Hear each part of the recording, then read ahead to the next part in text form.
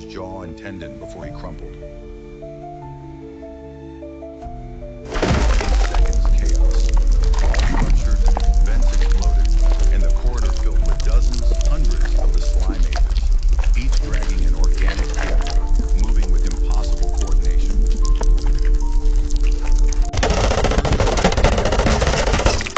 Only to see fragments skitter and reconnect.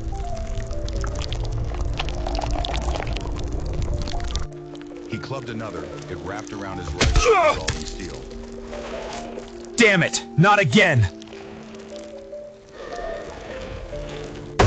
Holstering burned flesh, he twisted it.